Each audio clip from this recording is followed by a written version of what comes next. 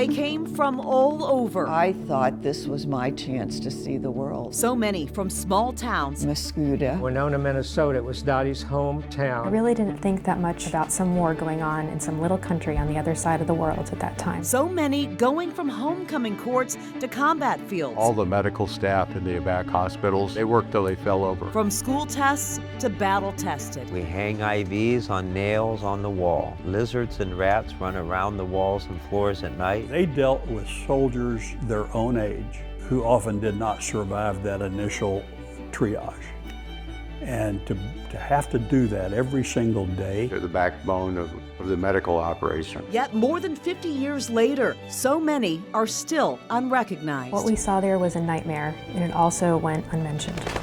I hate the sound of helicopters today. They saved soldiers in Vietnam, children in Vietnam, and returned home to hate. The professor told Dottie that she was a baby killer and she should burn her uniform. They lived real-time, real-life lessons in duty and the solace of service as soldiers. I wanted to be part of the action, but above all, I really wanted to serve. These are the testimonies of and the testaments to the women who served in Vietnam. More than 11,000 American women served in the Vietnam War. 90% of them served as volunteer nurses. I'm Donna Pittman. This KMBC9 Chronicle shares the stories of some of the women who chose to serve. Like so many Vietnam veterans, they have not shared their experiences. They've stayed mainly silent until now. There's plates over here, so come grab one. This home in Lee Summit, Missouri. We're having the mojito. It's delicious. Do you want to try it? Ocho mojito? Has been transformed into the 114th evac hospital. Oh boy. The women inside transformed by a book which inspired the Jell-O molded, patriotic, processed, Twinkies are referenced many times in the book. and Ho Chi Minh Hitoed menu. Throwbacks to American life in the 1960s. I don't know about you all, but I finished this book in like 2 days. It was really fast. So good. The book, titled The Women by Kristen Hanna, I didn't know much at all. is historical fiction about women serving in the Vietnam War. And what I tried to do on the map over here is map out where all the places that Frankie was. It's fiction fostering curiosity about what really happened. I would like to see a nurse's perspective. And the real places, real women, To feel so unseen. made a real impact. That whole storyline, like, that would wreck anybody. It is my great honor to introduce a real American hero, Lou Eisenbrandt.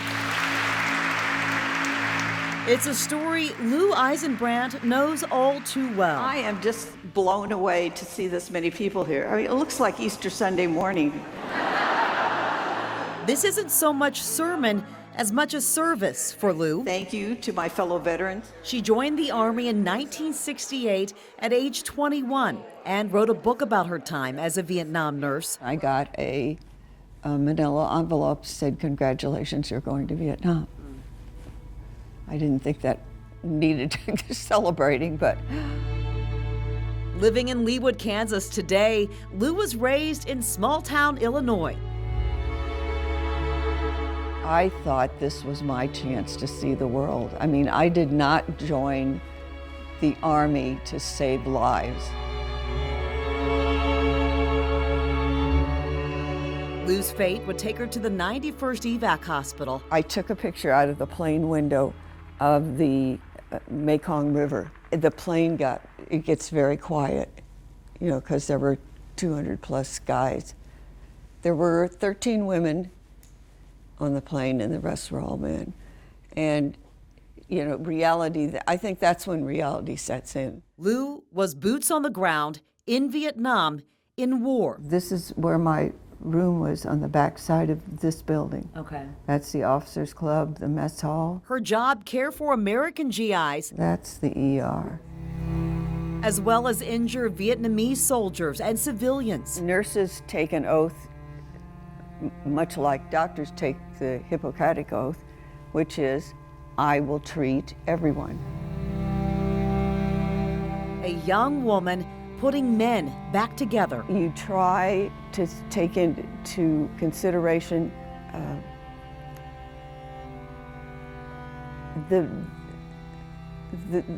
what the result is going to be. What is this person going to be like? We saved triple amputees. And you know, in your mind you think, are they going to thank me 20 years from now that we saved their life? Or are they going to be struggling with other things and maybe saying, I wish I had died? I mean, that's just laying it on the line.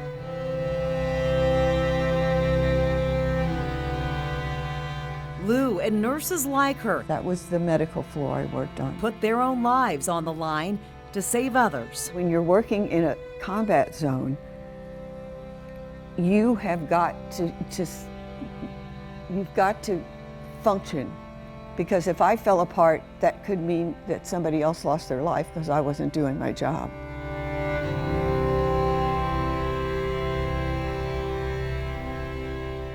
More than 50 years later, Vietnam has never left Lou. This is my boonie hat and my dog tags, encased in plastic so that they didn't clang together to let the enemy know I was near. And there I am reading Godfather. One of her most prized possessions came before her tour, a Purple Heart from a wounded soldier. I said, why are you giving me your Purple Heart? And he said, because you're headed to Vietnam now, and you probably won't get any medals because women generally don't get medals.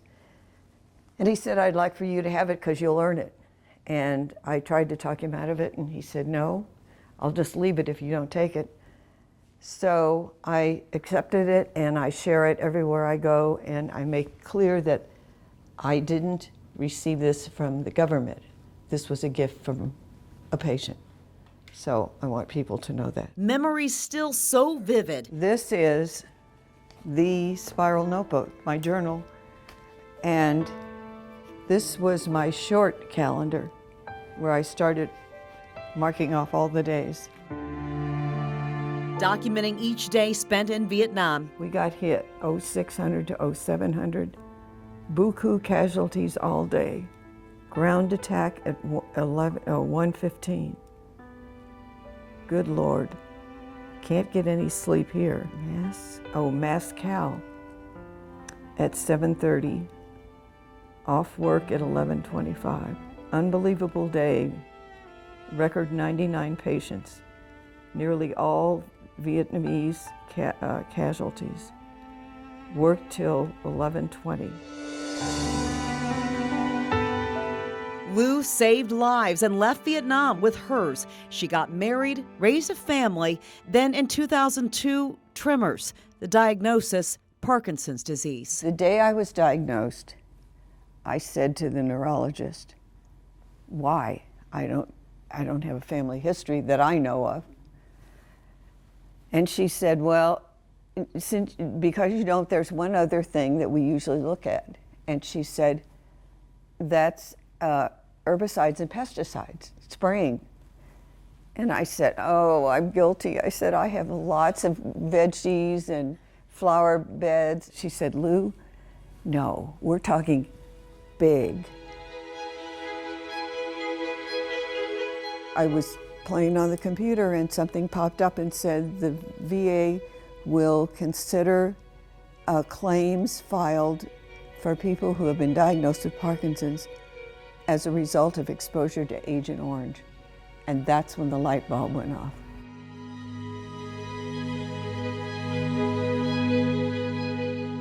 Are you angry?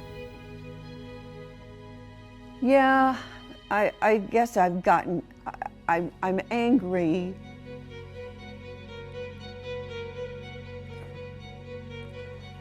I'm angry not so much that I have Parkinson's, but that the whole war was screwed up and was not run like a war should be, and nobody did their homework who should have been doing their homework. And that's the part that makes me angry. That's partially why I keep speaking. I'm afraid, and not just women, I'm afraid that if we quit talking about it, like the Holocaust, it'll get swept under the rug.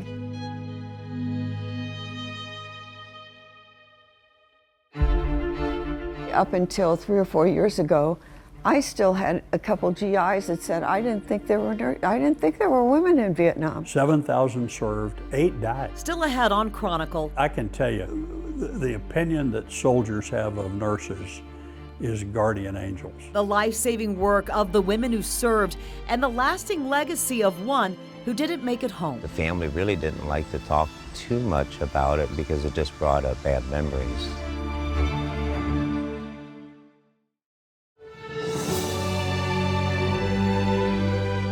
There are just 8 women among the more than 58,000 names on the Vietnam Veterans Memorial in Washington, D.C., each of them nurses and all volunteers.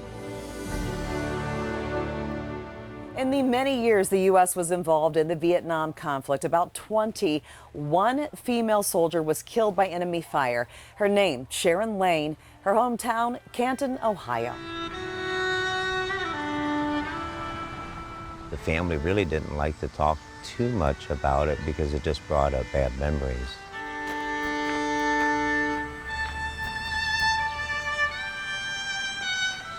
This is the closest Tim Tritt will ever get to his Aunt Sharon.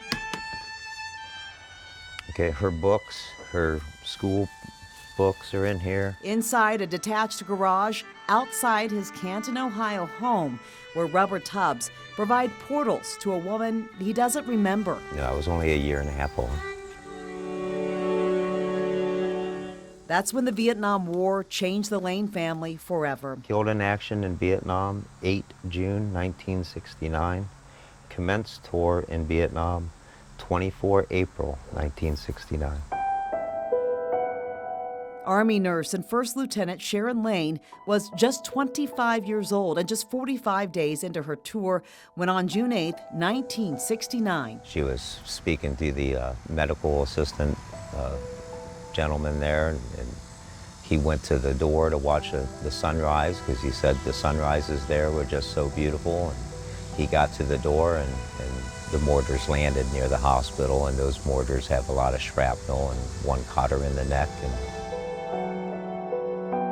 Sharon was killed instantly and is the only American nurse killed by enemy fire in the entire war.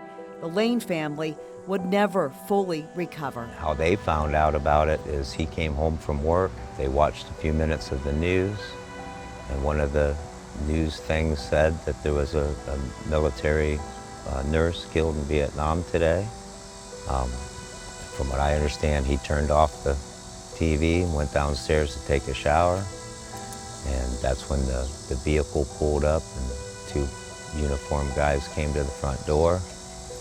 My grandfather answered the door and said, "She's dead, isn't she?" And they said yes, and he slammed the door in their face, from what I understand is the story I was told. That's my grandpa and my grandmother. As Tim grew, he had questions about the woman his family honored but never really talked about. Yeah, what kind of aunt would she have been to us then? You know, would she have been the cool one that came and picked us up and, you know, took us to Geauga Lake or SeaWorld or Cedar Point? She even signed it, typing it though, Cher. But in these tubs, Tim found a way to turn back time. This one was to my mom and dad. Greetings from Chu Lai by the sea. He's reading Sharon's handwritten letters home for the very first time. We have a water shortage here, so have to use only a minimum amount to save it. Only allowed 1 shower a day per person, plenty of hot water, but almost no cold. Sharon wrote her family about things she missed. Yogurt, pop, potato chips especially. She shared stories laced with levity. Tonight is happy hour at the Officers Club, but I rarely go over there. It's air conditioned with a stolen air conditioner from a dock at Da Nang. A couple of enlisted men stole it a couple of months ago. It is supposed to be for an airplane hangar, so you can imagine how cold it makes that club.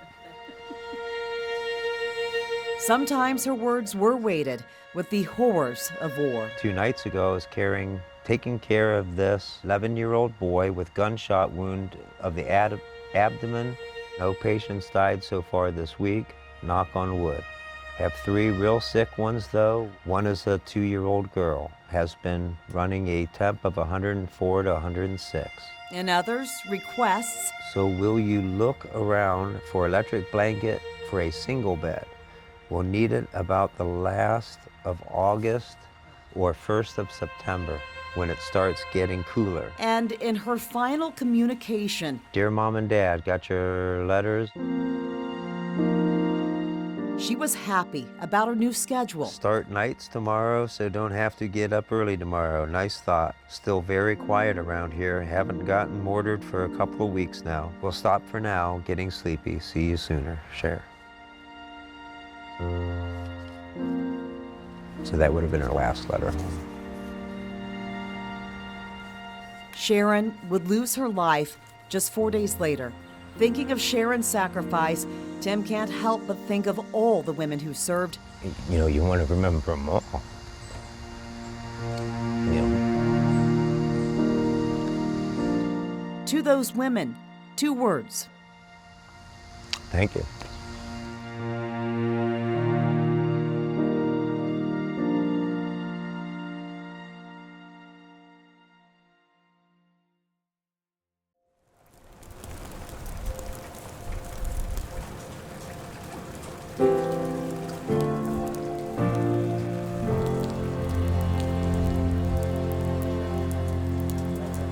The Army is full of hero soldiers, but what many overlook,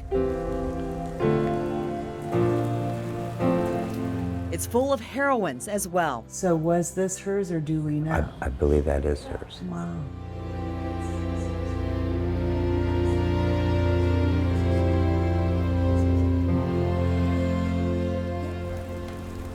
At the Military Aviation Preservation Society Air Museum, or MAPS, in Canton, Ohio, Tim Tritt is seeing evidence of his Aunt Sharon Lane's heroic actions as an Army nurse in Vietnam. The tent she was in, a rocket came through the ceiling and exploded, killed her and several others. The only American servicewoman killed by hostile fire. Sharon's fatigues, scissors, stethoscope, all saved. She's near and dear to our heart. You know, and many of us didn't actually know her, but we know where she worked, okay? And we know the grounds she walked on. You know, we can feel the pain a little different than other people. I was a combat medic in the field with the infantry.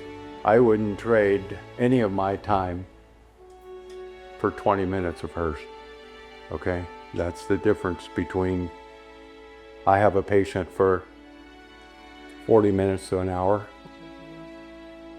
She has them for weeks, okay? Big difference, big difference.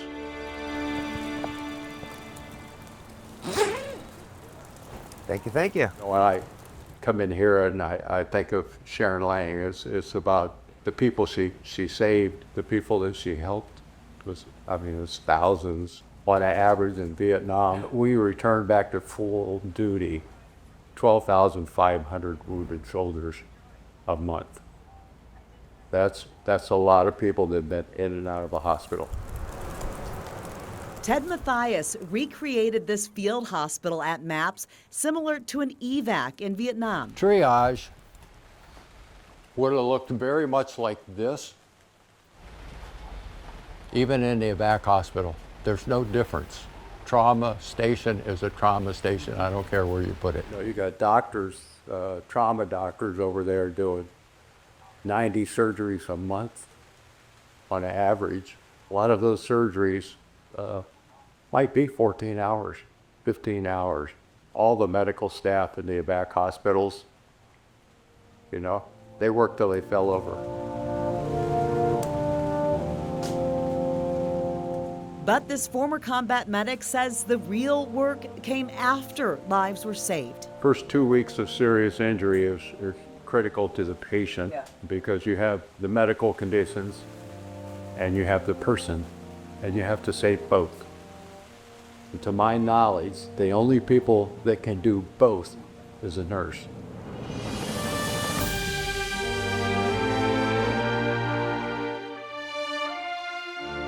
The care from nurses was essential. The nurse's intuition I don't know whether they pick up on the vibes, what it is, but they can understand. Many nurses often went beyond their training, connecting soldiers to their families back home. They have a letter from home. Somebody has to read it to them. They want to send a note home to let mom and dad know they're doing well and they're fine. Somebody has to write that. The doctor's real good at taking care of the body, but sometimes not so good at taking care of the person. So that gives you kind of insight into what Sharon Lane would have been like. Look at what she did. That's not an average person. It's not a common person. Just think about the thousands of people that she helped.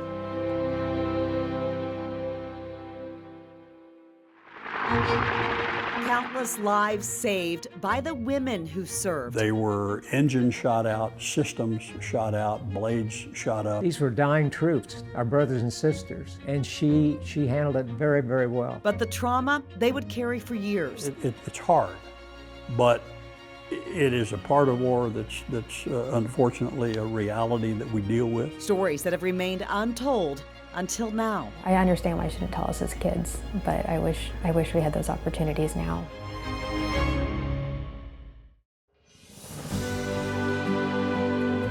Welcome back to Chronicle. I'm Donna Pittman. The U.S. involvement in the Vietnam War lasted nearly 20 years. More than 3 million people were killed, including more than 58,000 Americans. But that number would have been much higher if not for the women who served. I enlisted in the Army the 1st of February 1967. I had spent the previous semester at Arkansas Tech University in Russellville. I did extremely well in ROTC and the Sport Parachute Club. Everything else was an abject failure. So it occurred to me that perhaps that was the good Lord's way of telling me that perhaps I had other directions to go. And so I went down and enlisted in the Army as a paratrooper. The baby boy who grew up in Hot Springs, Arkansas, turned young man would head a world away January 1st, 1969. And I arrive in Vietnam and am assigned to the 1st Infantry Division, the Big Red One.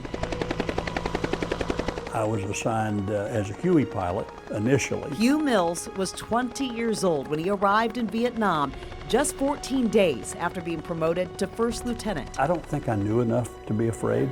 Had never been shot at, had never seen an enemy soldier, had never seen an injured or deceased American. So I didn't have a frame of reference for fear. The minute the door opens on that aircraft, the smell and the humidity, the heat, is overpowering. Hugh worked as a scout pilot. The mission is to fly low level, low speed, and to track and seek enemy soldiers. We flew 4 to 6 feet off the ground or above the highest obstacle. Our normal engagements were 25 to 50 meters, 150 feet. You've heard the term whites of their eyes. Yeah, we could see the whites of their eyes. We could see the expression on their face, whether it was fear or anger. We could smell them. We were that close. In June of '70, Hugh married his high school sweetheart, Margaret. Just months later, news scarier than any war. In October of that year, my wife was diagnosed with ovarian cancer.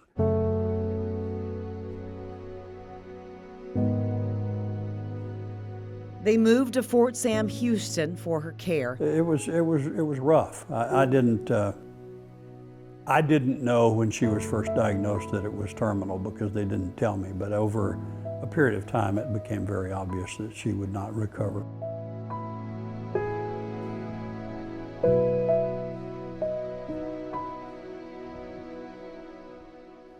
Margaret died February 1st, 1971. Hugh felt left with nothing, certainly nothing left to lose. And so I got a hold of the Army and said, hey, I don't really want to stay at Fort Sam Houston. Given the circumstances, let me go back to Vietnam, and I think that would be helpful. to my situation, and they were very supportive. Not a lot of guys volunteered to go back. Hugh went back to Vietnam as a Cobra pilot with the 101st Airborne Division. My intent was to give me something else to worry about. All said, Hugh would complete 3 tours in Nam and be shot down 16 times. 15 times in an OH-6 and once in a Cobra. Now living in Kansas City, Missouri, Hugh knows the work of Army nurses too well. I was on a scout mission and was taken under fire by an enemy with an AK-47, and the round came into the cockpit and hit my armor plate on the inside rather than the outside. And it went through my right buttock and out the left buttock, and so I was shot in the butt and ultimately was transferred down to the 93rd Evac. And as you're brought in on a stretcher, they lay you on a table, and the first thing that happens is out come the scissors and your clothes disappear. They cut everything off, and you are laid bare in front of a 22-year-old woman. Although your butt hurts so bad that it doesn't, that's not a problem.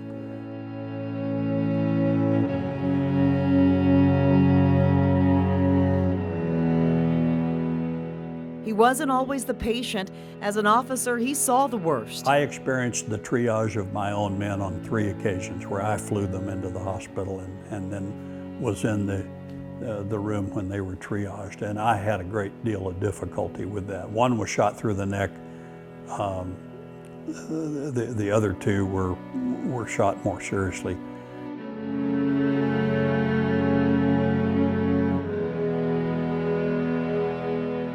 The nurses, the things they saw on a daily basis far exceeded, in my opinion, what I had to deal with. And the long-term effect on their psyche had to be significant. And that's all they saw on a daily basis. It didn't get any better as their tour went along.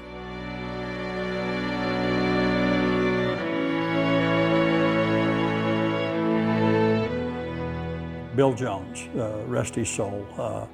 Bill was burned significantly in a crash of an aircraft. And I asked the nurse, I said, I'm here to see Mr. Jones. He was a warrant officer.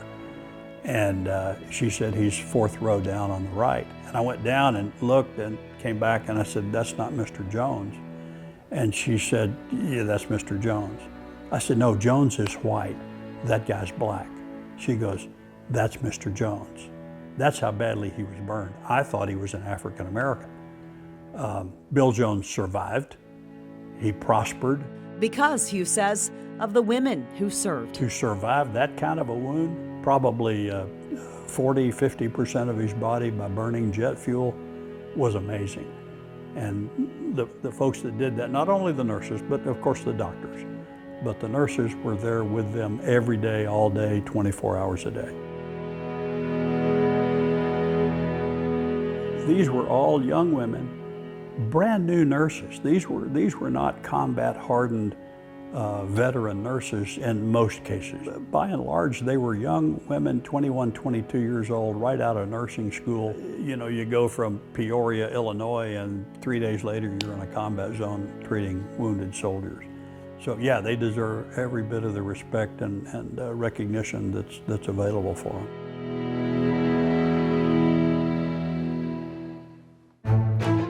Next on Chronicle. August 9th, 69. This is when she left. Every person who served their country has a story to tell. She has a line in here my mom wrote. She's like, the first time I realized how insignificant we were thought of. Even when they can't tell it themselves. I wish we knew more at the time when we were able to talk to her a little bit more and hear her stories. The ways the past is connecting to the present. They're your photo albums. Yeah. Would you like to look at them? And forever changing the perspective about the women who served.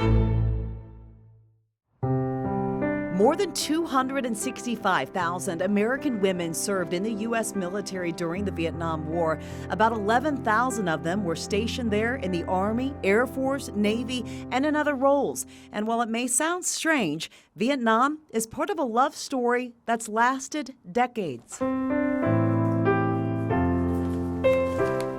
This was the Rocky Mountain newspaper. But they did a feature on Dottie, U.S. Army Helps Cupid.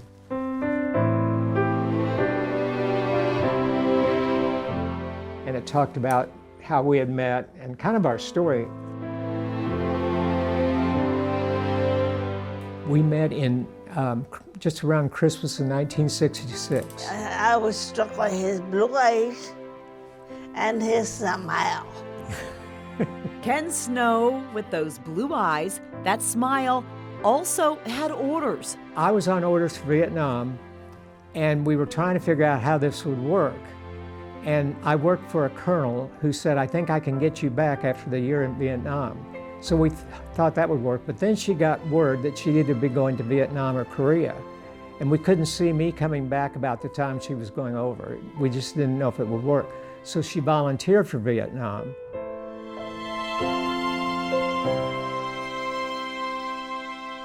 Snow and Dottie Dye both committed to the U.S. Army and committed to each other less than a year after meeting for life. Married on layover in Hawaii in September of 1967. Just days later, both were in Vietnam. It was not a honeymoon in Vietnam. Year one wasn't all Kodachrome. This was outside our little what we called hooch. It was a 12 by 20 room where we lived for a year, and we were in our fatigues, and we sent the picture back and did a Christmas card, Peace on Earth. Dottie worked as a nurse, Ken an administrative officer. Dottie was right in the hospital area. She was at 24th and Back Hospital, and I was about a mile away, and I often could borrow the Jeep to get back and forth. I worked for a medical dispensary. Their story that started nearly 60 years ago carries chapters of unimaginable joy. This is the Sunday Magazine in Winona, Minnesota. It was Dottie's hometown when she left to go to nursing school and then eventually Vietnam. An inconceivable pain.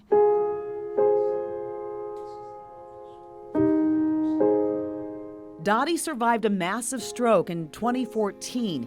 Today, every day, she's still surviving her tour in Vietnam. So long ago. But it makes me very sad.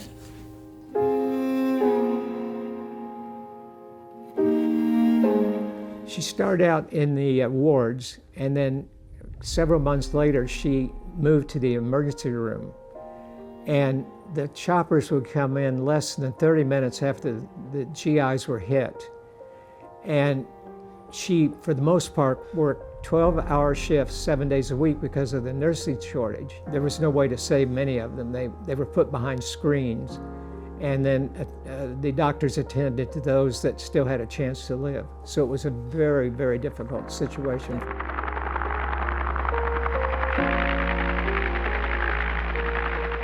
I hate the sound of helicopters today because it means patients will come in.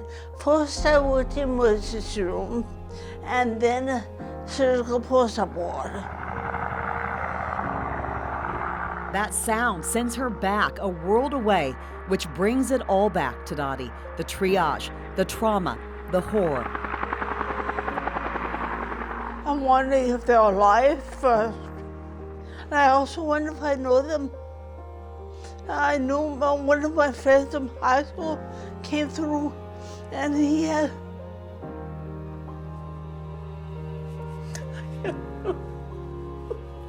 He survived. He survived. And, a high school friend.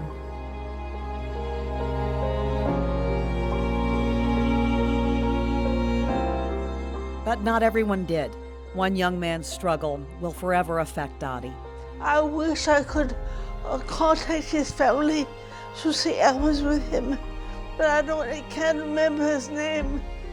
She's talking about a young GI that was dying. And at the time she was in the ward before she moved to the emergency room, and he was screaming for his mother, kept saying, "Mother, mother, mother." And Dottie was trying to console him, and that's haunted her. It still haunts her. She still dreams about that. And he didn't make it. He didn't make it.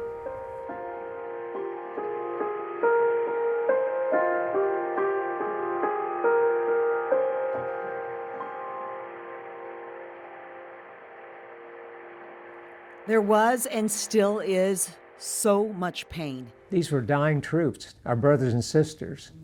And she she handled it very, very well.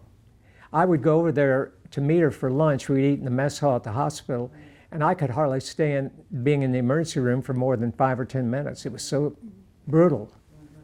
But she lived that for a year, almost a year. Coming home was far from a homecoming. Dottie was shunned and shamed. When we came home, they told us to burn our uniforms. And Anti-war protesters.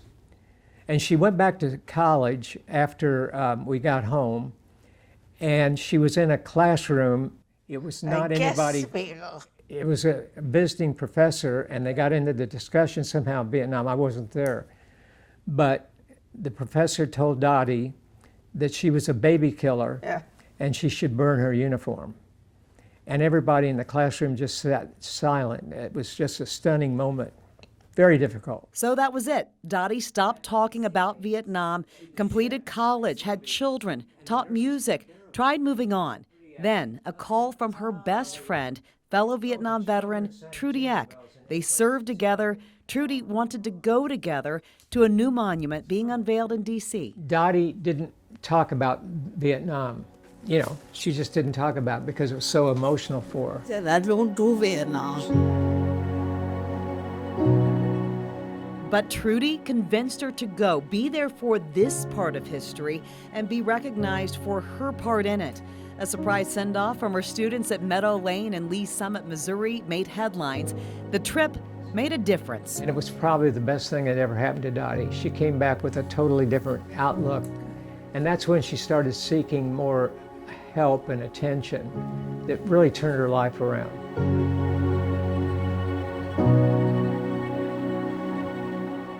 The Vietnam Women's Memorial in Washington, D.C. stands as a testament to the women who served. Their time, their sacrifices, their lives are not forgotten. It's important because it shows that women were there and that they gave everything.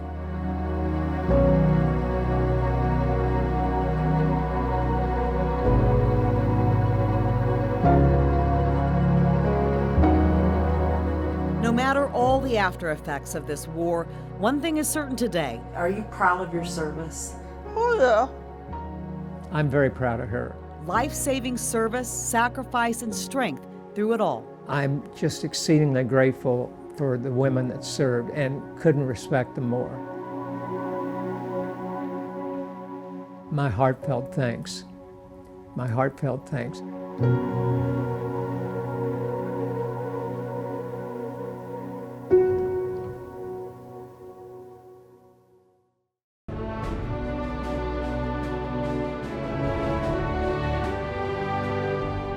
March 29th, 1973, the day the last U.S. military unit pulled out of Vietnam. It's no secret troops returning home were met with hate. The women were also met with disbelief. They even served, and disregard. She was our mother. Yeah. She was tough. Yeah. So she was very no nonsense about certain things. So nothing. She never really got flustered. Ann Lynch lives in Florida now. She served in Vietnam in 1969. She didn't really talk to her kids about what she did or her time at war, but recently they uncovered information about all she did in an unexpected way. So I think these are more Vietnam. She was in her mid-20s when she went. She said at first that she just wanted to travel. She wanted to see the world. She didn't really give too much thought to what was going on halfway around the world with this war.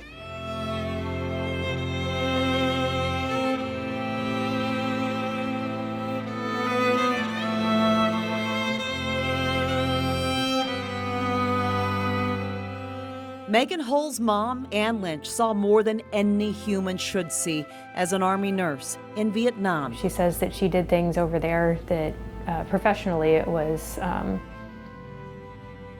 the hardest year of her life, but it was also the most rewarding, the most challenging, the most exhausting. She said she did things over there she would never probably do again in her nursing career. You know, she saw things she hoped she never saw again.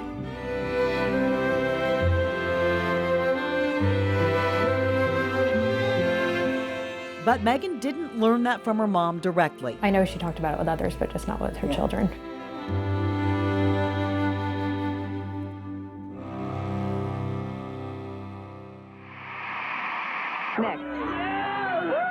China Beach. She watched that religiously. Tell them I can't use my arm and they'll send me home. Anne would watch China Beach, a late 80s, early 90s TV show on ABC about nurses in Vietnam. She thought they did a really good job of portraying it, you know, still Hollywood, but kind of portraying the emotions of what they went through. I could go home. A couple toes, that's all it takes. Until a few years ago, that was one of the closest insights Megan had into what her mom endured while she was deployed to Vietnam. But it wasn't until just going through some of the boxes that I found, like this speech.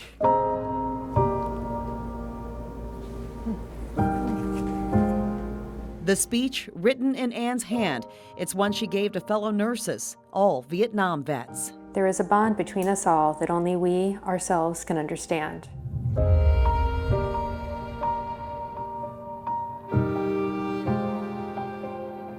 We all went into the military for different reasons.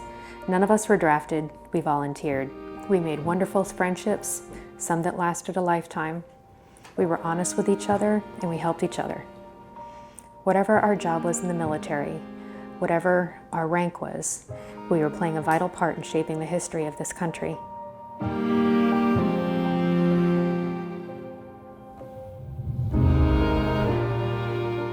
Women are regarded as being nurturers, and nowhere is this more evident than in the military. Often we acted as surrogate mothers, sisters, wives, and girlfriends to soldiers, sailors, and airmen. Speaking as a nurse, I recall when I first realized how insignificant we were looked upon. I was in a doctor's office and picked up the Time magazine. It had been 10 years since the Vietnam War had ended, and the whole issue was devoted to this and the events that had taken place. Some of the people said how terrible some of the injuries were and how it affected them, and how they felt it went on and on about this. But then I realized that I saw those same injuries for at least 12 hours a day, 6 days a week, for 365 days. There was not one mention of a nurse in the whole article. What we saw there was a nightmare also, but it went unmentioned.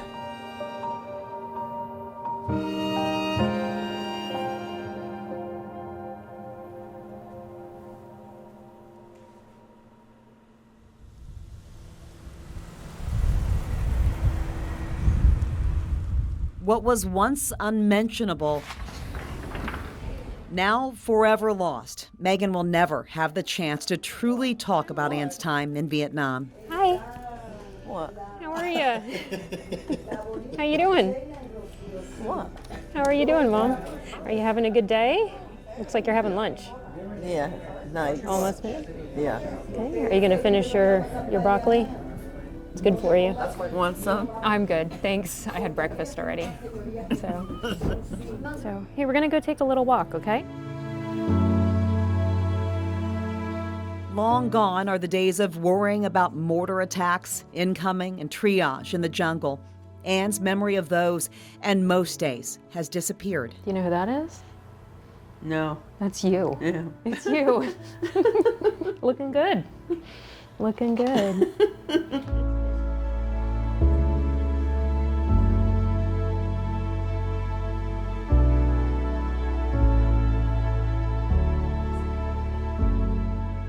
It's Vietnam. When you were a nurse over in Vietnam. At one of the hospitals. Mm-hmm. She's in a hospital? No, you used to work in a hospital in Vietnam. Huh? You were a nurse in Vietnam during the war. You used to take care of people. I didn't know. Yes, you did. You did. Huh. Mm-hmm. Here, there's some more over here. Maybe these pictures. Do you know what it is? It's for the Vietnam Women's Memorial.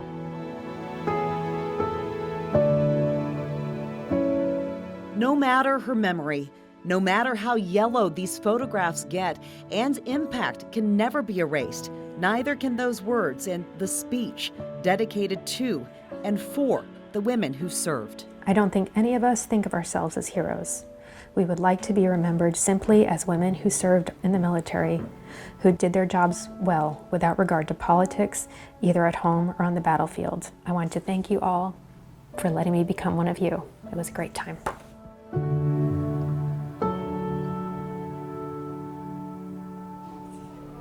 Yeah. You know, Like I said, she did not suffer any fools. She was very no nonsense. I think maybe have a better understanding of what she went through. It made a lot more things make sense. Yeah. I'm proud of her.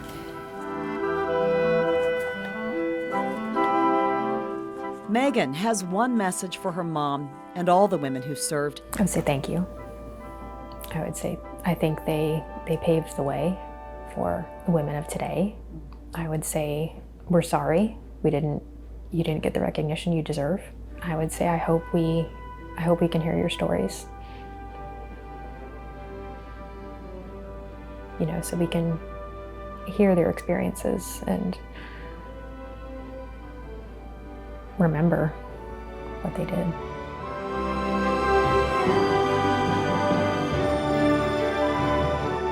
More than 11,000 women were deployed to Vietnam during the war, yet many of their experiences remain untold. So many stories lost to time.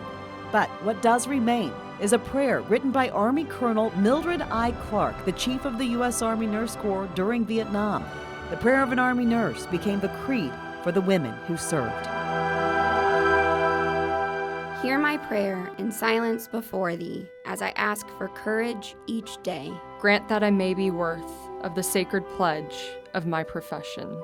And the lives of those entrusted to my care. Help me to offer hope and cheer in the hearts of men and my country. For their faith inspires me to give the world and nursing my best. Instill in me the understanding and compassion of those who led the way. For I am thankful to you for giving me this life to live.